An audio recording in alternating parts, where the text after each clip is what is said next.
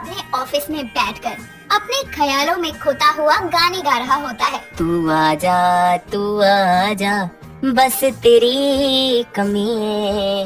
रुद्र को अकेले में गुनगुनाता देखकर उसका दोस्त शिवाय उसके पास आकर बोलता है, हाँ भाई, किसकी कमी है? मैं तो यही हूँ। अबे यार, सारे मूड की ऐसी तैसी कर दी अपनी ये मनुष्य शक्ल दिखाकर। मैं बस ख्यालों में अपनी बीवी का घूंघट उठाने ही वाला था कि तभी तेरी आवाज कानों में पड़ी और ये घूंघट के नीचे तेरा चेहरा आ गया सामने।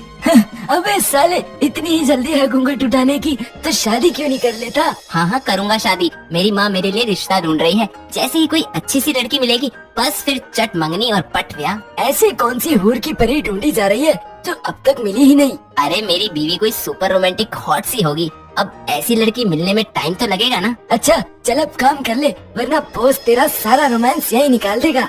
दोनों दोस्त अपने अपने काम में मग्न हो जाते हैं और शाम होने पर जब रुद्र घर आता है तो उसकी माँ सुजाता उसको पानी देते हुए बोलती है, ले बेटा पानी पी, और साथ ही तेरे लिए खुशखबरी है। क्या माँ, जल्दी बताओ। तेरे लिए एक लड़की मिल गई है, पूर्वी नाम है उसका, और हम कल ही उसके घर जाएंगे। ओ माँ, आई लव यू। मैं ना जाकर तैयारियाँ कर लेता हूँ कि कल क्या पहन कर जाना है। रुद्र इतना कहकर कमरे में चला जाता है और उसकी ये एक्साइटमेंट देखकर सुजाता बोलती है, राम राम, आजकल के बच्चे, इनको शादी की कितनी जल्दी होती है। अगली सुबह दोनों माँ बेटी तैयार होकर पूर्वी के घर आते हैं, जहाँ उसकी माँ सीमा उनका स्वागत करती है। सभी बैठकर बातें कर रहे होते हैं और पूर्वी नाश्ते की ट्रे लेके आती है। उसको देखने के बाद सुजाता बोलती है, अरे बहन जी, आपकी बेटी दिखने में तो बहुत सुंदर है। अरे दिखने में ही नहीं, मन की भी बहुत सुंदर है। घर के सारे काम करना बखूबी जानती है। मेरे जज्बातों का भी ध्यान रखे बस। रुद्र, घर पर तो बड़ा उछल रहा था, अब कुछ नहीं पूछेगा? वो आपको मूड बनाना, सॉरी मेरा मतलब खाना बनाना आता है? जी आप चिंता मत कीजिए, मैं सब कुछ बनाना जानती हूँ, जो आप नहीं बोल पाए ना वो भी। यार ये कितनी औसम है। बहन जी, हमें तो लड़की बहुत पसंद है। अब अच्छा सा मुहूर्त देखकर दोनों की शादी करवा देते हैं। जी बहन जी, जरूर। हम पंडित जी से बात करते हैं और शुभ मुहूर्त निकलवा कर आपको बता देंगे। दोनों परिवार रुद्र और पूर्वी का रिश्ता जोड़ देते हैं। अगले दिन रुद्र ऑफिस में बैठा पूर्वी के ख्यालों में खोया हुआ बोलता है, अपनी शादी के दिन अब नहीं दूर है, मैं भी तड़पा करूं, तुम भी तड़पा करो। रुद्र को एक बार फिर से ख्यालों में खोया देखकर शिवाय उसके पास आकर बोलता है, भाई तू ऑफिस काम करने आता है या अपने ख्याली पुलाव पकाने? शिवाय, आज मैं बहुत खुश हूँ। फाइनली मेरी शादी होगी और शादी की पहली रात। बस संभाल अपने जज्बात। तुझे शादी की जल्दी है या शादी के बाद की पहली रात की? अरे भाई, दोनों की। पता है मैंने कितनी प्लानिंग की है उस रात के लिए, कैसे स्टार्ट होगा एंड ऑल। अच्छा मुझे भी बता, क्या क्या सोचा है? अपनी पहली रात के बारे में तुझे क्यों बताऊं? भाई मैं बस तेरे जज्बात जानना चाह रहा हूँ ताकि तुझे सही राय दे सकूं। अच्छा तो सुन, मैंने सोचा है सबसे पहले मैं कमरे में जाऊंगा और बड़े ही प्यार से उसका घूंघट उठाऊंगा। फिर वो शर्माते हुए मेरी तरफ देखेगी और बड़े ही प्यार से बोलेगी, रुद्र जी दूध पी लीजिए, माँ जी ने दिया है। अच्छा आगे? फिर मैं कमरे की लाइट बंद कर दूंगा। अच्छा फिर? हाँ साले, फिर करके सब जानना है तुझे। बाकी के जज्बात में अपनी बीवी के साथ शेयर करूंगा, समझा? चल अब काम करने दे। हाँ ठीक है, जा रहा हूँ। मैं भी कोई वेला नहीं हूँ जो तेरी बकवास सुनता रहूं। रुद्र अपने ऑफिस में काम कर रहा था तो दूसरी तरफ उसकी माँ को पूर्वी की माँ का कॉल आता है, जो उनकी शादी अगले हफ्ते करवाने का मुहूर्त बताती है। दोनों ही घर वाले शादी की तैयारियां शुरू कर देते हैं और देखते ही देखते एक हफ्ता गुजर जाता है। शादी वाले दिन दोनों परिवार बड़ी धूमधाम से रुद्र और पूर्वी की शादी करवा देते हैं, जिसके बाद पूर्वी का ससुराल में स्वागत होता है और सुजाता उसे कमरे में लेके जाती है, जहाँ रुद्र की दूर की मौसी आशा घूंघट में बैठी पूर्वी के पास आकर बोलती है, बहू, मेरी बहन सुजाता के घर में तुम्हारा स्वागत है। सच्ची तू बहुत भाग्यशाली है। मेरी बहन बहुत अच्छी सास है, हमेशा तुझे एक बेटी की तरह रखेगी। क्या जिज्जी, आप भी ना जहाँ मौका मिलता है मेरी तारीफ करना शुरू कर देती हो। बस भी करो, बच्चों को अकेला छोड़ दो, रुद्र भी आता ही होगा। सुजाता के इतना कहते ही रुद्र कमरे में आता है और अपनी माँ और मौसी को देखकर बोलता है, यार ये माँ और मौसी भी ना यूँ नहीं अपने कमरे में जाकर आराम करें। लो जी, शैतान का नाम लिया और शैतान हाजिर। बहू, आ गया तेरा पति।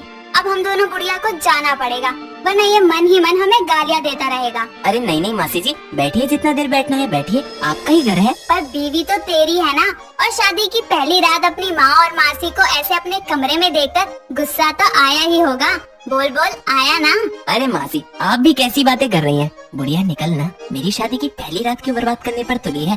और एक मेरी माँ भी ना, यूँ नहीं ले जाए इनको यहाँ से। आशा दीदी चलो, अब बहुत देर हो गई है, बच्चे भी थक गए होंगे। ठीक है दीदी चलो। दोनों रुद्र के कमरे से बाहर आ जाती हैं, जिसके बाद वो कमरे का दरवाजा बंद करके घूंघट में बैठी पूर्वी की तरफ बढ़ता है और उसके करीब जाकर जैसे ही उसका घूंघट उठाने वाला होता है, तभी जोर से दरवाजे पर दस्तक होती है, जिसे सुनकर वो मन में बोलता है, आ रहा हूँ। ये कौन है जिसको इस टाइम भी चैन नहीं है? मेरी सुहाग रात के दुश्मन, रुक अभी बताता हूँ तुझे। रुद्र जैसे ही दरवाजा खोलता है, सामने उसकी माँ दूध का ग्लास लिए खड़ी थी और वो उससे बोलती है, अरे हट सामने से, बहू ये दूध का ग्लास है, तू भी पी लियो और इस नालायक को भी दे दियो। और हाँ, किसी भी चीज की जरूरत हो तो मुझे आवाज लगा लियो, मैं यहीं बगल वाले कमरे में हूँ। जी जरूर माँ जी। अगर उसको किसी चीज की जरूरत होगी तो वो मेरे से बोलेगी ना।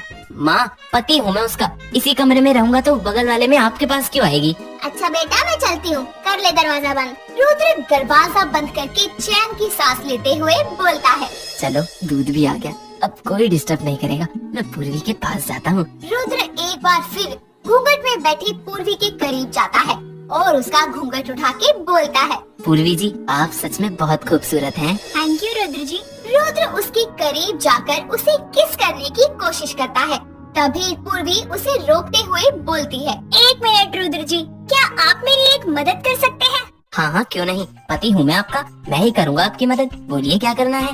वो मेरा जूड़ा है ना बहुत टाइट है, प्लीज आप उसमें से एक दो पिन निकाल दीजिए ताकि मैं थोड़ा रिलैक्स फील कर सकूं। अच्छा ठीक है, मैं आपका जूड़ा खोल देता हूँ। रुद्र पूर्वी के सर से जूड़ा पिंस निकालने लगता है। वो पिंस निकालते हुए पूर्वी के बाल खींचने लगता है, जिस पर वो रुद्र से बोलती है, अरे रुद्र जी आराम से करिए ना, ऐसे कौन करता है, आप तो मुझे गंजाई कर देंगे। अरे अब मैं ये काम पहली बार कर रहा हूँ, दर्द तो होगा ही ना, थोड़ा झेल लो, कुछ देर का दर्द है, फिर देखना कितना रिलैक्स फील होगा आपको। फिलहाल तो इस दर्द से मेरी जान जा रही है, आराम से करो रुद्र जी। अच्छा अब ठीक है। दोनों की ये सब बातें दरवाजे पर खड़ा शिवाय सुन रहा होता है, जो बोलता है, ओहो भाई तो छा गया, अपने जज्बातों पर अच्छे से काम करवा रहा है। इतना बोलकर शिवाय वहाँ से चला जाता है और दूसरी तरफ रुद्र पूर्वी के बालों को पूरी तरह से तहस नहस कर देता है, जिसके बाद पूर्वी खुद को आईने में देखकर जोर से चिल्लाते हुए बोलती है, ये क्या किया आपने, एक काम बोला था वो भी सही से नहीं कर पाई, अरे एक जूड़ा तक नहीं खुला आपसे, निकलो मेरे कमरे से, मुझे नहीं मनानी कोई सुहाग रात। नहीं बेबी प्लीज एक मौका दे दो, मैं अभी सही कर देता हूँ, इस बार अच्छे से खोलूंगा। अरे कुछ नहीं खुलवाना मुझे, निकलो बाहर। बेचारे रुद्र को शादी की पहली ही रात अपने जज्बात बताने से पहले ही उसकी नई नवेली पत्नी पूर्वी ने कमरे से बाहर निकाल दिया, जिसके कारण उसके वो सभी जज्बात धरे के धरे रह गए।